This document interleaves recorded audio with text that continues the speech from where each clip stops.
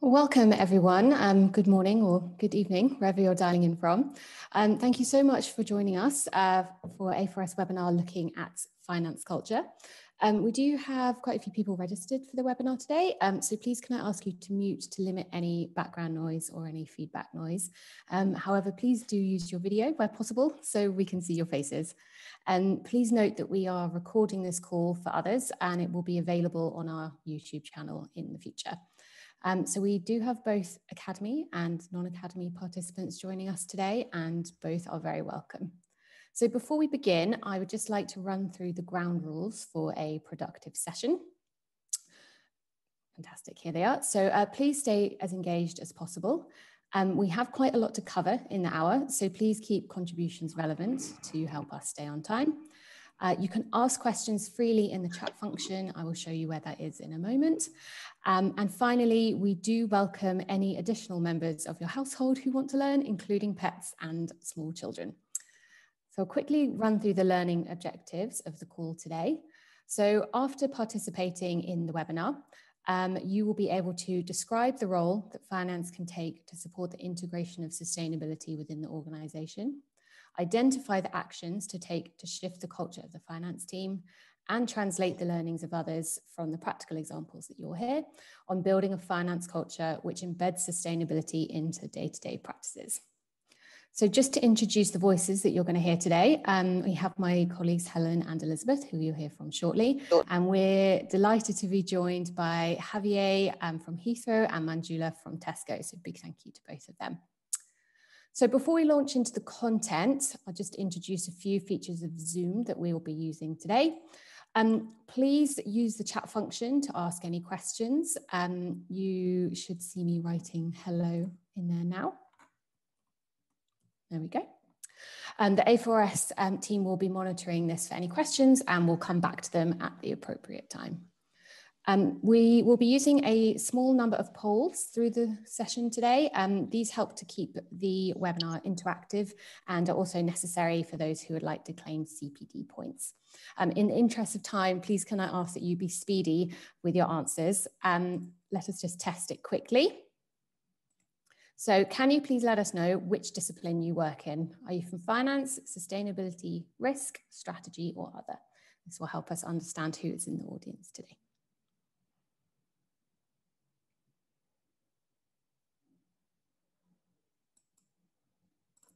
Fantastic. So we have a majority finance audience today, which is great. Good to see all of you. So to help us get a quick understanding of maybe where you are in terms of your sustainability journey, please can you let us know to what extent sustainability is considered by the finance function in your organization?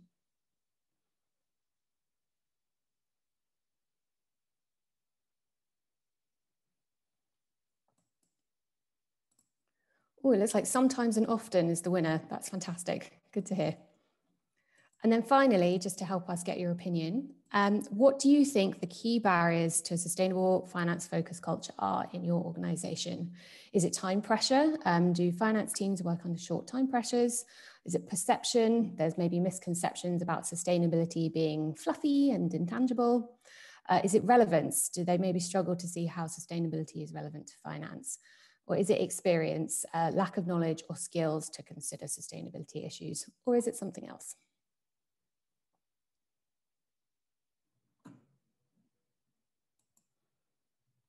So it looks like experience is the winner here, which is interesting. And if that is the case, you might be interested in the A4S Academy. So I will now hand over for our first session. That's everything from me. Thank you very much. Thank you, Lizzie. I will just spend a few minutes now to introduce the A4S Essential Guide to Finance Culture to all of you and just highlight some of the basics. So why should we look at culture? Why is it important? Well, organizations that are serious about moving towards a sustainable business strategy with broader value creation for stakeholders and the wider society, there really needs to be a structured and systematic approach if they are going to achieve successful, sustained change. And that's what it is, a change. And it should be treated like any other change management program. And that's where culture comes in.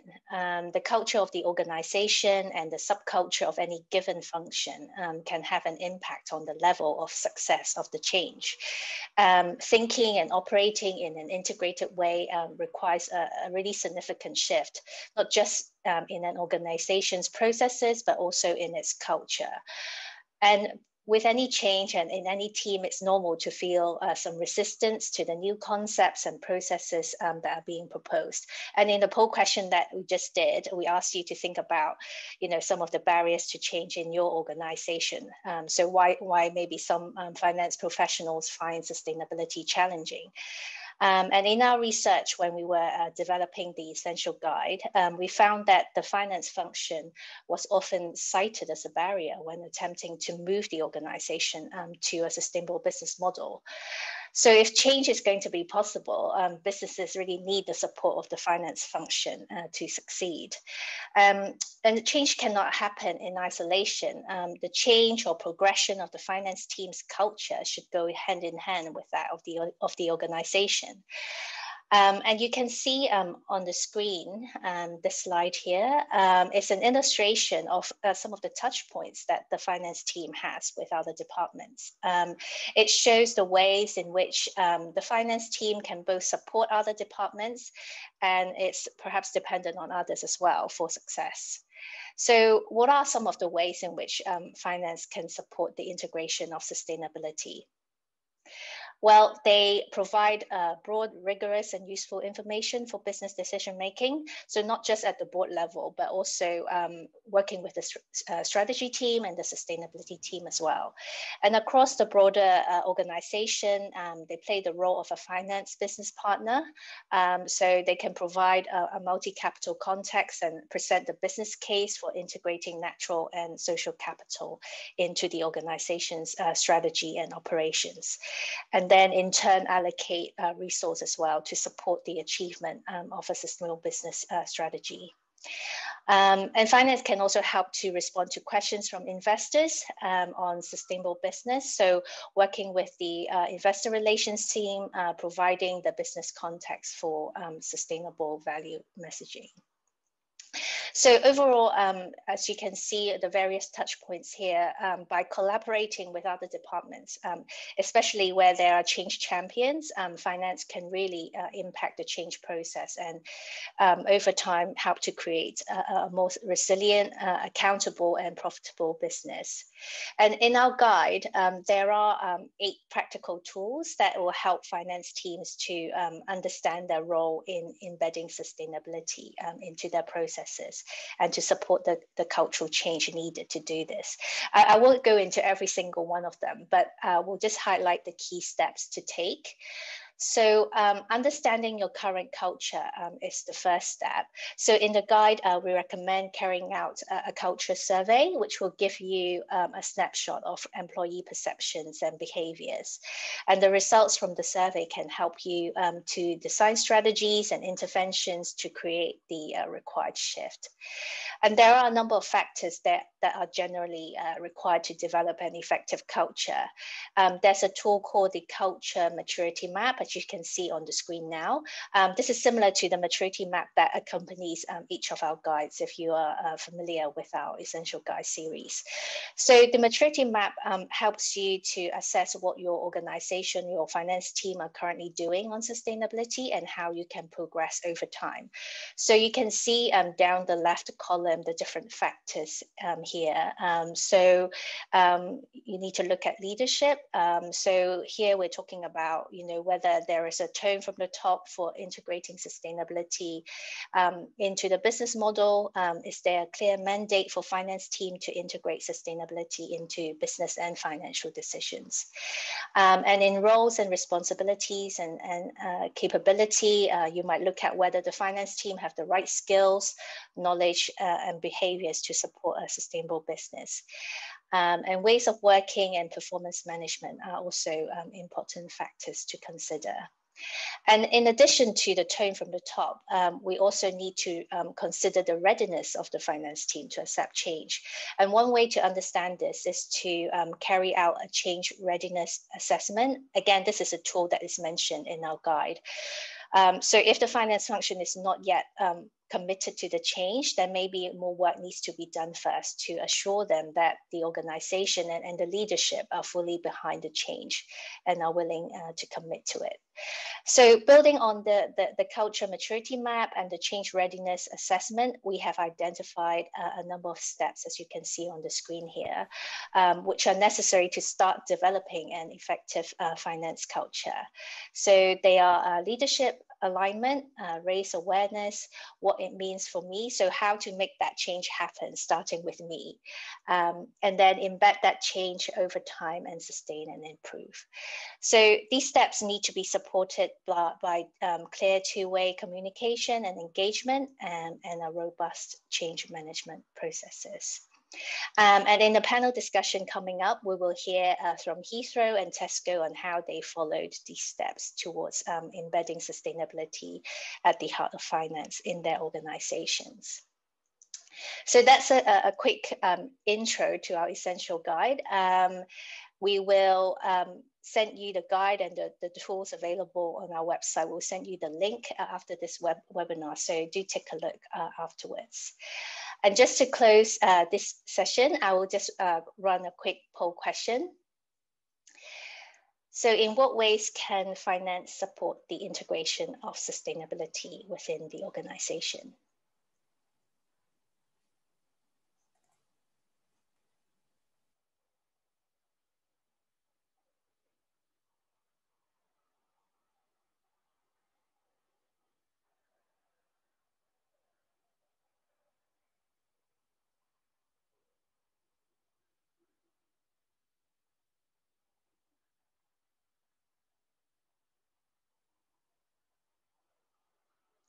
Great, thank you. So these are all correct. So these are all the different ways that you can support the integration of sustainability within the organization. Great, thank you. So thank you for listening. I will now pass to Helen for the panel discussion.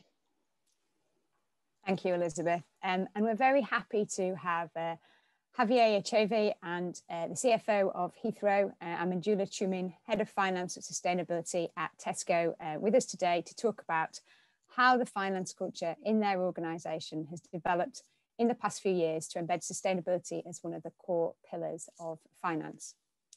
So Heathrow's sustainability journey started more than 3 decades ago, but their Heathrow 2.0 strategy launched in 2017 and set a bold direction towards a future of sustainable aviation. The finance team is a key enabler of the success of that strategy, and so embedding sustainability into the culture of their team was crucial. There's a clear independency. The strategy helps to influence the development of the culture, and the finance team's culture helps to achieve the strategic objectives and targets. Similarly, at Tesco, the finance team plays a crucial role in supporting their strategic Little Helps plan, embedding sustainability into business as usual, providing an understanding of the value drivers, having control over budgets and forecasts, and preparing and validating information for decision-making in the business. So welcome Javier, and welcome Manjula. Great to have you here with us today. Thank you, Helen. Great to be here. So as I ask Javier and Manjula a few questions from me, if any of our participants have any questions, if I could ask you to add them in the chat function, and we will come to those shortly. So Javier, just to start with you, how do you see the role of finance in supporting the achievement of the Heathrow 2.0 strategy, and why is having an effective finance culture a critical factor? Well, first of all, good morning, everyone. And I'm so happy that many of you have made the choice of this gray and gloomy day here in London to join us this morning. Hopefully the conversation will be a bit more bright than the weather. I think that the role of finance and sustainability is absolutely existential. So obviously coming from Heathrow, I think that we are experiencing this apparent dilemma at Heathrow.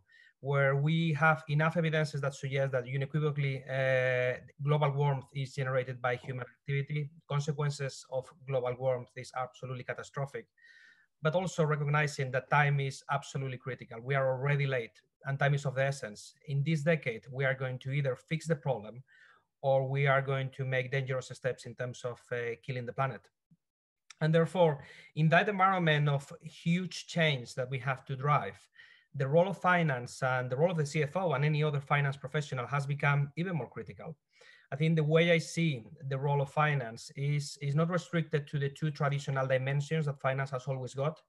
The first one is running the finance processes in an effective and efficient manner, but also the stewardship and the fiduciary duties that we have in finance, protecting the business and also ensuring the long-term viability and being the custodian on shareholders' value. Those two important roles are still there. But now the role of finance has increased and includes two additional dimensions. One is being the strategic partner of the business of delivering critical change, but also being that catalyst of change. And this is where culture becomes so critical. Culture for me is not so much what we do, but also how we go about these things. And Lizzie and Elizabeth has already mentioned today that sustainability and the culture in finance is very, very close to the ability to really drive change effectively. We live in this VUCA world, volatile, uncertain, complex, ambiguous, that affects sustainability, but many other dimensions of the company. And therefore, the type of culture that we have in the finance team and the role of that finance has to play in shaping that culture is absolutely critical to deliver this massive change that we have ahead in an effective manner. So what were the key initiatives?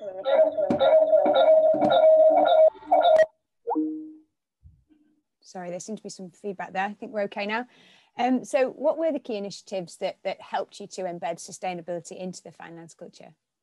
Well, I think that there are many things. I think starting with culture, I think that cultures that are effectively managing change are cultures that has to be innovative. And there are few attributes that you have to set from the top.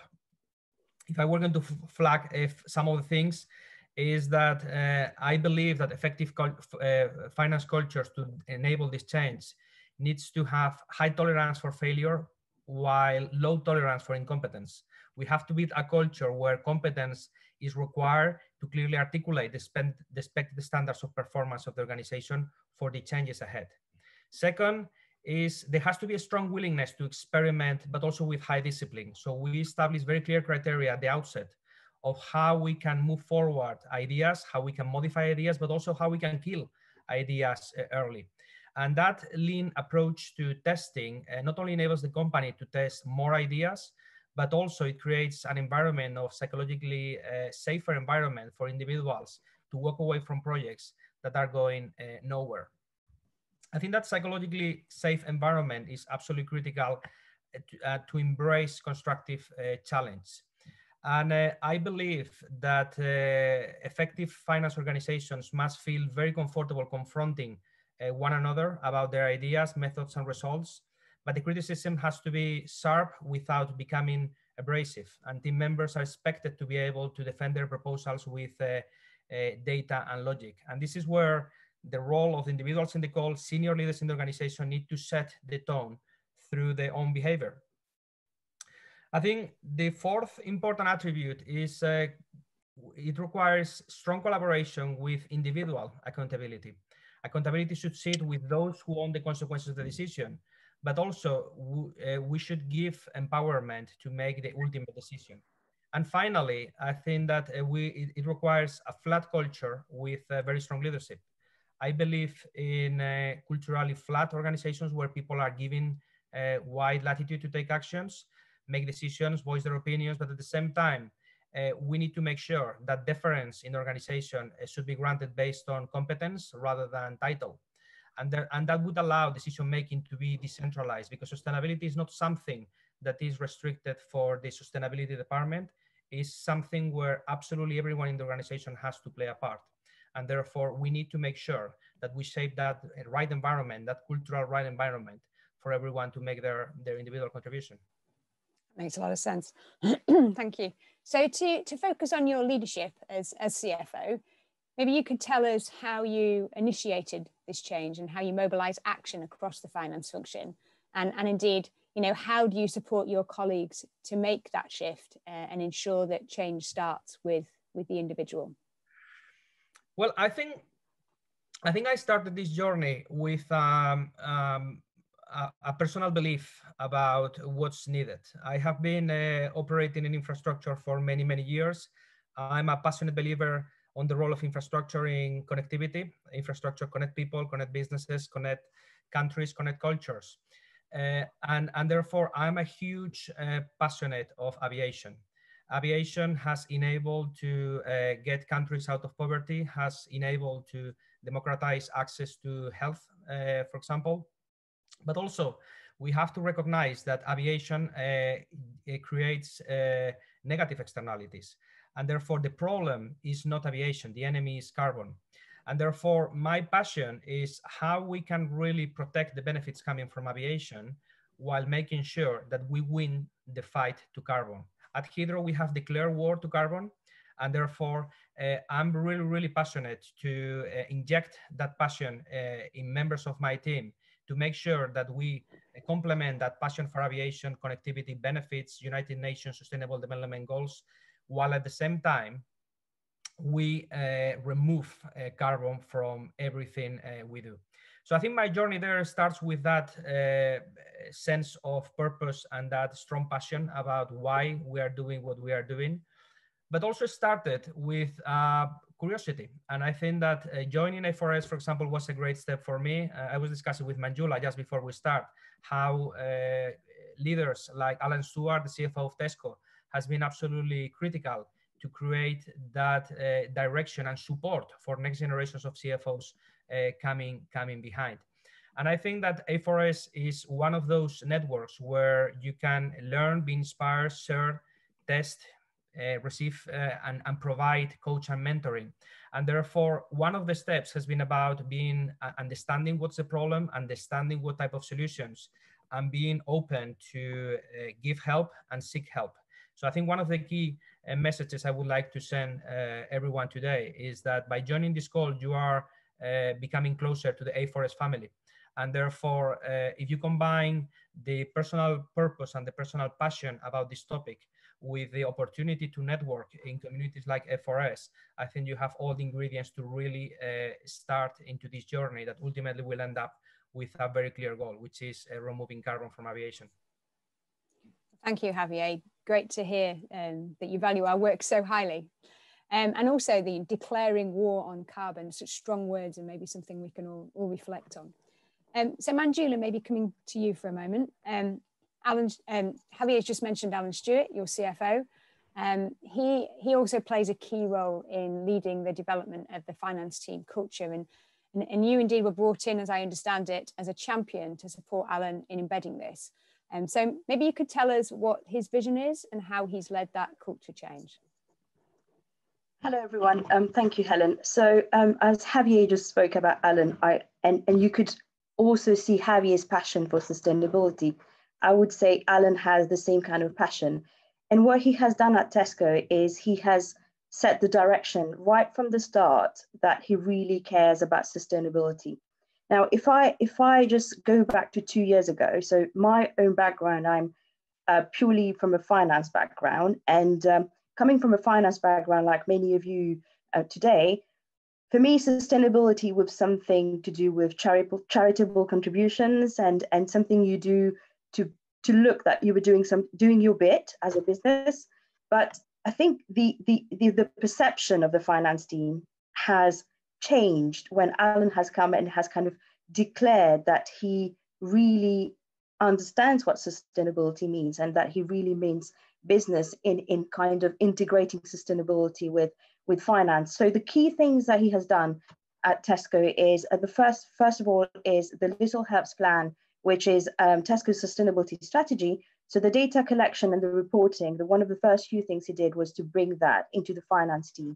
So now our sustainability KPIs and our sustainability processes are very much in line with the discipline and the rigor that you have in finance processes. So that's one of the key things that he was very clear he wanted to bring under the finance wing.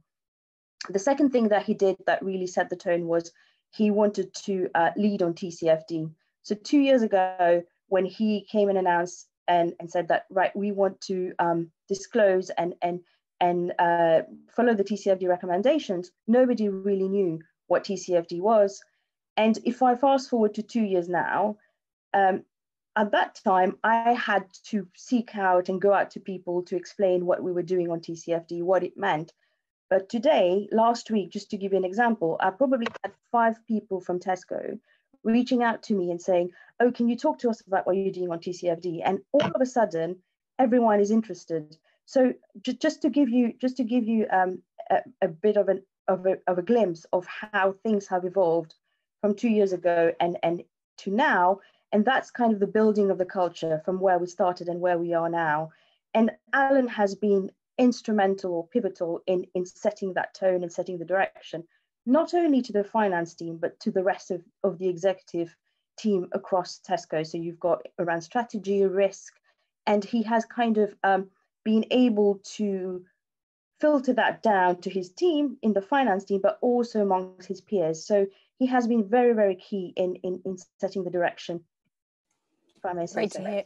Yeah, and great to hear that he has indeed that leadership within the team and driving that change. I guess just alongside that, maybe you could tell us a little bit about your role in engaging with the finance team and using that to create a common understanding of the reason for change and conjuring up enthusiasm for that change. Sure. So Helen, as Javier spoke about A4S, I cannot stop saying how much I owe to A4S, because I was purely a finance person who had quite some misconceptions about what sustainability was. And everything changed for me by attending one of A4S workshops 2 years ago and on TCFD. And when I attended that workshop, that did 2 things to me. One, I realized that sustainability was not what I thought it was. And 2, that I could bring from my own skill set, I could bring something to the table here with helping drive that strategy. So I was still in my old finance role, and I approached Alan and said to Alan, oh, thank you for letting me attend one of the A4S workshops. I want to be part of the journey. And he said, yeah, please go ahead. And I started, that's when I started working with A4S and attending the workshops and working alongside Alan on his objectives. And then it came to a point where I thought, okay, I want to do this full time. So then I moved from a purely finance role to a finance sustainability role, where my main remits was around implementing the Little House Plan into the finance team and leading the TCFD journey. So by having me, who is a finance person within the sustainability world, it has kind of been able to kind of bring that culture and embed that culture in the finance team. So finance is seen to be more visible in areas of sustainability, whereas before, if the sustainability team were going to speak to members of the teams in risk and strategy, they didn't really get that kind of platform. Now, seeing that finance is part of that journey, because finance, as you know, has always been blamed to be the barrier, they're now seen as the enabler. And finance being part with sustainability just really raises the profile of priorities and issues that are being discussed.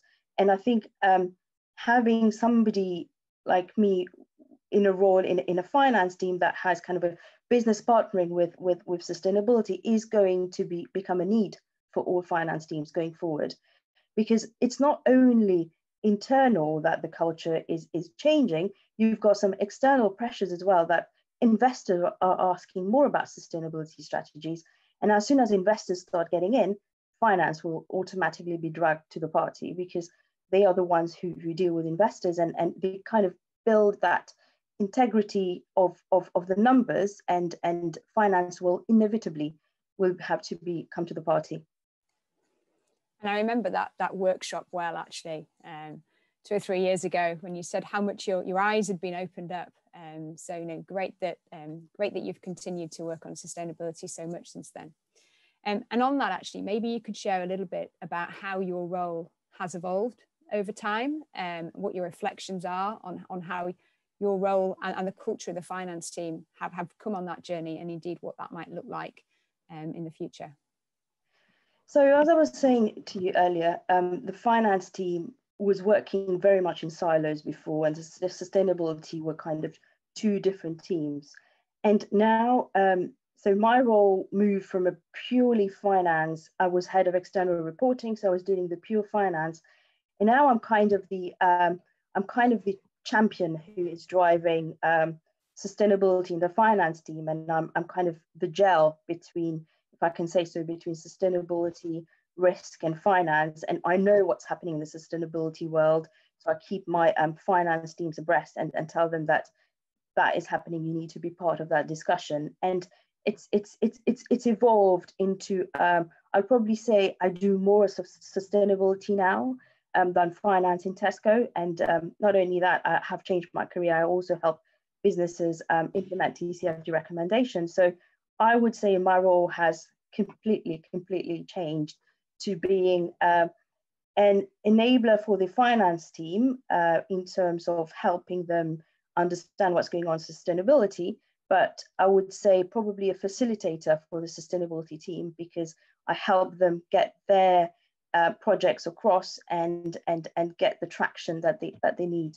So I think one of the things that I've found that has evolved, certainly in Tesco, is the perception. So that's because there is a lack of education. People in finance do not really know how much value they can add to other teams, say the sustainability team, and educating them about what is it that is happening in that world really helps.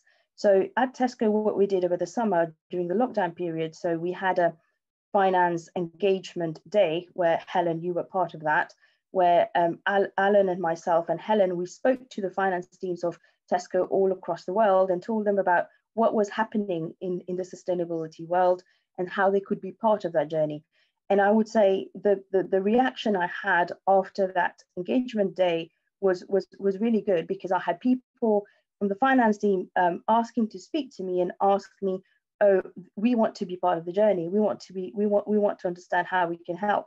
So I think education is really important, and making sure that your finance teams are regularly updated with what's happening in sustainability. Sometimes we take things for granted. We think people know what's happening, but that's not really the case. And I would say now, where we are at Tesco, it is fully integrated team. So the treasury team, you might have seen where we've just launched a credit facility that's got sustainability targets. Everyone is kind of aligned with sustainability. We've done the TCFD projects for 2 years. That is being embedded in strategy, in risk. And I would say where we were 2 years ago from where I started my own journey and sustainability, and where we are now is a completely transformed model. Thank you. And coming back to you, Javier, COVID-19 has brought about lots of challenges and various opportunities for all businesses, perhaps none more so than the difficulties you find yourself in at Heathrow. But what are your reflections on maintaining an effective culture within your team that can focus on sustainability despite all the disruption?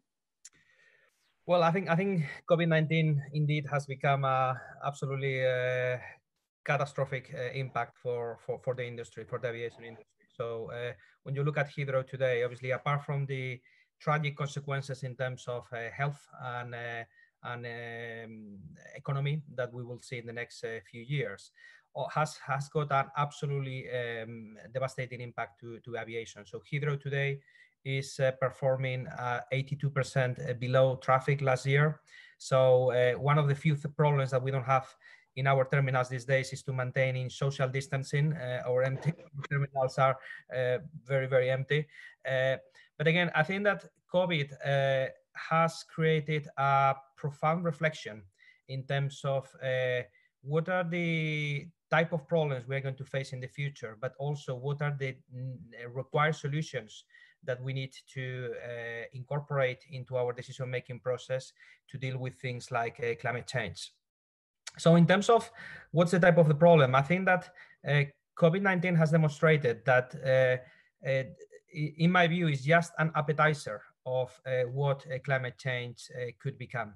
I think that what we have experienced in the last 6 months is an unprecedented crisis in terms of the impact and the velocity of how a global crisis can affect everything, the paradigm that we have been operating socially, economically, from a health perspective, from a safety perspective.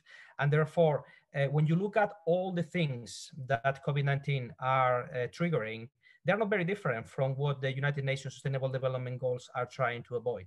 Poverty, I think that we will see, unfortunately, unemployment rising in the next few years, and poverty is going to come at the footsteps here, even in the center of London. Is flagging inequality, is flagging different, the challenge of inequality of different communities accessing basic things like health and basic care. And it's very interesting that what complete dilemma it has created in terms of the type of culture and the type of environment that we are creating these days. With the hope that obviously hopefully in a few months, a vaccine will change things going forward.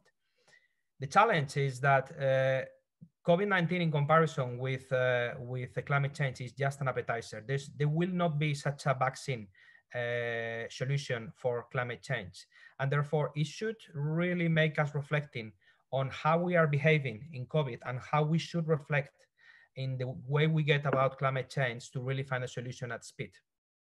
I think when you compare the solution from many countries to COVID, is completely different from other previous crises. When you compare with 9/11 or even global financial crisis, the common denominator of the three crises is that the enemy or the problem that we are trying to attack here cannot be constrained within the boundaries of a single country.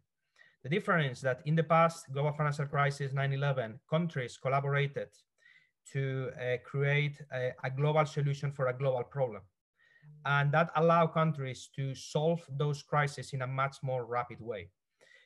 Surprisingly, in the case of COVID, I think that the engagement from different countries has been not so collaborative, has been much more competitive. Each individual countries, individual nationalities running competitively to try to get a solution rather than engaging proactively into collaboration.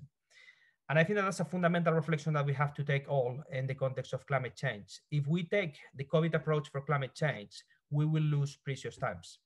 And the price for losing time in COVID, unfortunately, has been crystallized in human lives.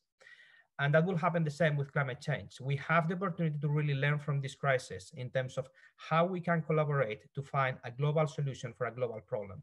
And that starts with setting common international standards. In our case, common international standards for reporting. And that's why TCFD is such a fundamental enabler to really standardize definitions, data, so we can really accelerate the definition of the problem, so we can move quicker to the definition of the solution. So definitely, I think that there's a lot of learnings that we can take from COVID. And for me, the most critical one is how we are going to learn from this crisis about approaching global problems in a collaborative way. And I think that's a really important message about the comparison between COVID-19 and between climate change, and that there is of course no vaccine, and we need to learn from this crisis. So thank you for spelling that out so eloquently. I think we'll go over to some questions from our participants now. I can see there's plenty coming in. Keep those coming in. Jeffrey Lange, I can see you have a question. Did you want to come off mute and ask it? Yeah, morning. Thank Shifa and Machuma. It's very interesting. Actually, in fact, I'm really touched by your last statement on how we are looking at COVID and the challenges and the fact that it is quite different the way countries are competing instead of collaborating. That was very interesting. That was a real learning for me. But anyway, my question was, Shafi, when you started implementing this sustainability program in your company, what challenges did you face? Obviously, being a new change in the company, what challenge did you face? Is that specifically for Javier or for Manjula? Javier. Okay, great. Thank you, Jeffrey. Great. I think for me, the first block starts within the finance function.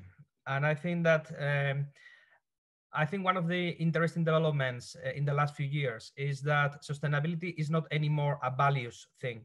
It's not anymore an ethical problem. It's a value problem, and it's an existential problem for organizations, especially for organizations who have long cycles like infrastructure. So just to give you an example, Heathrow, obviously we fund ourselves with debt capital markets. We have a bond that matures in 2058. The United Kingdom has approved an act under which is now in primary legislation that we will have to become a net zero economy by 2050. So therefore, I don't have anymore a philosophical, ethical problem about how we're going to get our ways about sustainability. It has now become a legal compliance, a going concern problem. How can I look to the eye of debt capital markets investors and confidently tell them that by 2058, we are going to be compliant with legislation and we are going to pay back the money that they have lent to us. Therefore, one of the fundamental challenges that we have had to overcome is that sustainability is not anymore a values thing. It's nothing to do with charity, it's nothing to do with ethics. It does as well, but it also has become an existential threat for businesses.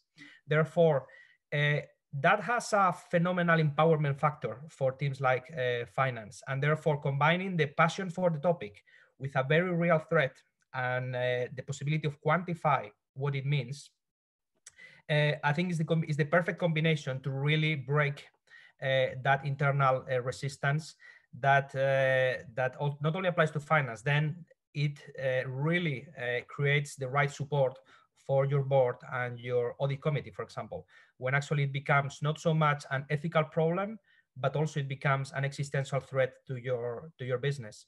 And therefore, being able to combine these two things, passion, but also being crystal clear of the nature of the existential threat that climate change becomes to your business, I think is the perfect combination to really break those barriers. Thank you. Okay, thank you. Thank you. And thank you for your question, Jeffrey. So I guess for both Heathrow and Tesco, you've both got that tone at the top. It's very, very clear that from leadership, sustainability is a really important part of the business strategy. But what about companies who don't have that strong tone at the top? Sarah Hewitt, I see you have a question specifically on that subject. Would you like to come off mute and ask it? Hello, absolutely. Thank you so much for the presentations. So where I work, I feel like there is some interest in sustainability, but it doesn't feel like it's a priority from the leadership. It's very much a kind of bottom-up push, and we don't seem to be able to get much further than we should have recyclable wrapping in the canteen kind of conversations. So I'm wondering, in a company where there isn't that kind of top-down focus, what can individuals do in order to kind of build that culture? That sounds like it might be a question for Manjula. So yes, non-leadership. I was just going to take that, Helen. So if that's not coming from top down, we could probably make it bottom up. So if somebody is really wants to make it happen, then you can make it happen. That's how I feel about it. So I would say Alan definitely set the direction by publicly making it known that he's very passionate about it. But I have had kind of a role to play in making it happen as well as the champion. So you could potentially drive this yourself by going to your sustainability team and talking to them, reaching out to them, understanding what they're doing, and kind of telling them that you're happy to help them in anything that they may need from you. And I can tell you 100% they're not going to say no. Everyone really likes to have finance on board because, as I say, finance can be a barrier, but can be an enabler as well. So I would probably reach out to the sustainability team and try to understand what they're doing and how you can help. But as well, reach out to your CFO and tell them, I attended this A4S workshop. I think it was brilliant. I learned so much about it. I really want to potentially make it one of your objectives for your annual assessment. And once that becomes your objective, it will kind of, I wouldn't say it will probably drive you to make it happen, but it will also make it more visible that this is what you've done. And you can then probably drag more people along the journey. And at some point, it will not become, as Javier said, it will not become something that is nice to have. It will become a need. So it will only be, you're probably just making it happen earlier than it would have happened anyway. So just, if you're really passionate about it, you can make it happen. That's fantastic. Thank you. Yeah, I feel like there is now, I've noticed in the sort of tone of external communications, there's an increased focus on sustainability. But yeah, I guess it's kind of bringing together that like bottom up, very sort of small changes, not very high impact, and that top down external facing kind of messaging side, and actually bringing those into something that makes a difference and really impacts on the footprint of the organization. Indeed. So starting small, just one project that you've partnered with sustainability and presenting that to the rest of the finance team really kind of makes people aware. As I say, sometimes we take things for granted. We think people understand and know, but that's probably sometimes not the case. Well, thank you so much. If I can build on that, and I completely agree with Manjula and Sarah, I can just feel from your question and your voice how passionate you are about this topic. I think the reality is that I think that driving change requires being courageous and requires being confident in terms of what's important for you. And I think that we all feel daily this debate where many people, all of us have this strong feeling of belonging, and we want to feel part of the tribe. And it's much easier just to try to be normal, to be like the rest, to feel part of the tribe. But by doing that, you will never know how amazing you can be in terms of your potential. And therefore, it becomes really, it starts with a personal exercise of really understanding what's important for you. Because if it's important for you, perhaps the organization that you are is not the right one for you. And therefore, I will encourage really you to, if this is really passionate about you, be courageous, be confident, because you will become the change that you want to see. And the worst thing that could happen is that perhaps you are not in the right organization. But this challenge is so global and is so unstoppable that the worst thing that could happen is that perhaps you might have to move to a different organization that perhaps values your drive even more. Therefore, there's no downside to really try to be more confident, more courageous, and just start small by just being yourself. Fantastic. Thank you very much. There. Yeah, some great tips there from both of our speakers. So thank you. And we know from our own research that personal passion can make so much of a difference in this space. So good luck with your journey. We have probably time for another question here. We have one from Penelope Kenny along similar themes. So maybe Penelope, if you could come off mute and ask your question.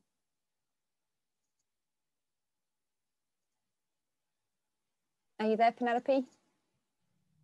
Sorry, I'm driving at the moment. I wonder, would you mind asking my question? No problem. Thank you so much. Absolutely, safety first. So Penelope's question built on that, talking about in terms of raising awareness in the finance function and how you started that journey and how you intend and how you are sustaining it. But really that piece around how does that link back to measures and analytics that are often such an important part of the finance team's function? Maybe that's when we could start with you, Javier.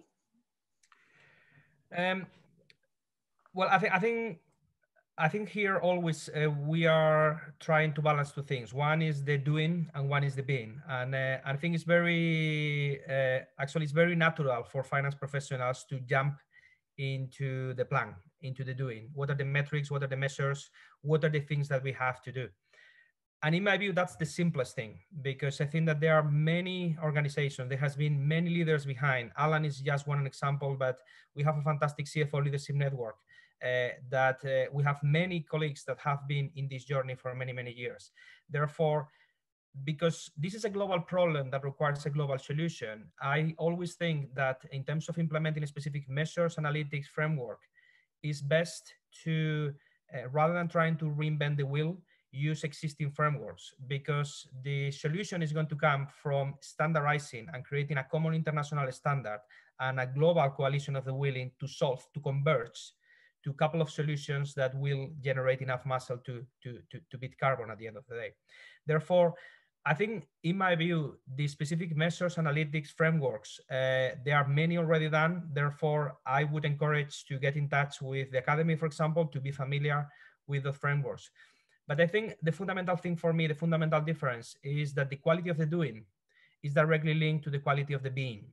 And I think that this is where culture, I think, is such an important thing. There's a lot of behavioral assessments that suggest that at the end of the day, results are driven by actions. Actions are driven by feelings, and feelings are driven by emotions and thoughts. And this is why the type of culture that you set in your team, the type of passion, the type of thinking, the type of being is the fundamental engine that will ensure that the doing happens afterwards. So the doing, don't worry too much about the doing, because there's plenty of frameworks. My advice would be not try to reinvent the wheel, because we have to converge to similar solutions across the entire industries. So I think the fundamental area where you, as senior leaders, that you will be living and breathing this problem for the rest of your career, is about how you personally can be to create the culture in your team so you can really channel action in the right direction. That's fantastic. Thank you, Javier. Excuse me. I guess just a final question to each of you, maybe Manjula, we'll start with you. If you could give sort of one key tip for the people on this call about how they can take this cultural journey forward, what would it be?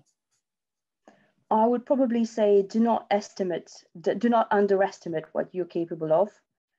If you're really passionate and are really driven about making a difference in your finance team, then really go for it. This is what I did. I approached Alan and said, this is how I want to do it. And I'm very thankful that he gave me the free reins to do it. And I was bold enough to do it. And I think be the change that you want to see, as Javier said, and go for it. Fantastic. Thank you, Manjula. And Javier, for the same question, what's the one takeaway that we'd want people to leave with? I'm very similar to Manjula. I think that this existential threat that we have ahead of us is not something that is going to be resolved in the next few months. It's something for this decade to really get on with it. And therefore, I think it starts with yourselves. I think that you are the leaders that are going to be solving this problem in this decade. And therefore, my tip would be that you have to believe and you have to really feel confident that you are going to be the one leading this change. But the challenge is that you need to overcome this feeling of trying to be normal, trying to be part of the tribe and really be yourself. And actually being yourself is not good enough. You have to show the best version of yourself to have a chance to really create the type of impact that you want to create. And that comes with accepting and feeling proud of your uniqueness, our uniqueness. There's something that all of us brings to the party. And we have to first identify what's that superpower that we bring into this. And a couple of tips that work for me is you have to prioritize your self-care and your well-being. You can only be your best if you are feeling at your best. You have to understand your strengths and be clear on what do you want, not only what others want from you. And my last tip would be is don't get overwhelmed with this challenge, because you are not alone here. We are here, myself, definitely Heathrow, A4S, we're here to help and collaborate, to give help and seek help. And now you are part of the A4S family, therefore you are not alone. Thank you, Javier. Fantastic. Fantastic. And thank you to both of you for such fascinating insights into your roles and into how you've driven sustainability forward. So Lizzie, maybe if I could hand back to you to close out this session. Thank you. Great, thank you, Helen. So just quickly, we always like to know what learnings you have taken from our webinars. So just a quick poll, how will you translate what you have learned in this workshop to your work in the next 6 months?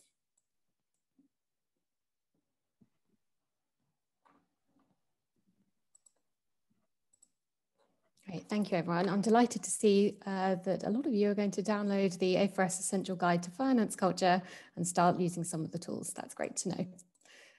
So again, thank you all very much for joining. We will be sending some further resources following this webinar. It's a mix of A4S's material and some external content. We have some information from Heathrow and Tesco in there if you want to explore a little bit further. Please do feel free to pass this on to your colleagues. We're trying to create change, so please spread it as far as possible. The next webinar in our series will take place on the 10th of November at 4 p.m. GMT, and that is looking at management information. For those of you who are accounting or finance professionals, you might like to consider applying for the A4S Academy. The 2020 Academy is well underway, but you can register interest for 2021 via our website, and we will send further details in the follow-up email. So as I say, we are running several more webinars over the coming months. And in order to help us make these as useful as possible, please can I just ask that you complete this feedback poll before you sign off and get on with your days. There we go. Well, I'll just leave that up there and say thank you so much again to our speakers. It was fantastic, and thank you so much for all your insights. And I hope everyone has a good rest of the day.